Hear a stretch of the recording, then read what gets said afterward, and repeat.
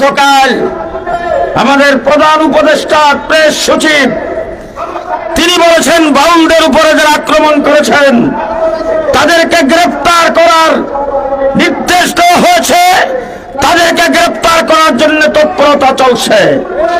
আমি পরিষ্কার ভাষায় বলতে চাই, ডক্টর ইউনূস সাহেব, আপনাকে রক্ত দিয়ে ক্ষমতায় আমরাই বসাইছি, কিন্তু আপনি বাউলদের পক্ষ অবলম্বন করবেন। আজকে বাইতুল মুকাররমের সামনে দাঁড়িয়ে বলছি, বাউলদের উপরে কেউ আক্রমণ করে নাই। বাউলরা আল্লাহর বিরুদ্ধে কথা বলেছেন, রাসূলের বিরুদ্ধে কথা বলেছেন, কোরআনের বিরুদ্ধে কথা বলেছেন, ইসলামী শরীয়তের বিরুদ্ধে তারা কথা বলেছেন। শরীয়তের আইন হইল ওয়াজিবুল কতল। সুতরাং আমাদেরকে বাধ্য করবেন না, বাধ্য করবেন না।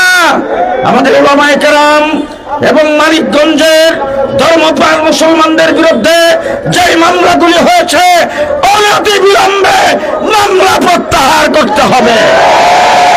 বাউলদের সঙ্গে যারা জড়িত আছে আগামীকাল শনিবার, এর পরের শনিবারের আগে তাদের সবাইকে গ্রেফতার করতে হবে। আপনারা সকলে জেনে রাখুন, আগামীকাল শনিবারে আমরা সেখানে হেফাজতে ইসলাম মানিকগঞ্জ জেলার পক্ষ থেকে সমাবেশ ঘোষণা করা হয়েছিল। প্রশাসন বলছেন তারা অ্যাকশনে যাবেন, বাংলা প্রত্যাহার করবেন, এই জন্য সেটা ডেট পিছানো হয়েছে। আগামী শনিবারের পরের শনিবারের আগে যদি মামলা প্রত্যাহার করা না হয়, তাদের সবাইকে গ্রেফতার করা না হয়, এরপরে শনিবারে মানিকগঞ্জ অচল করে দেওয়া হবে।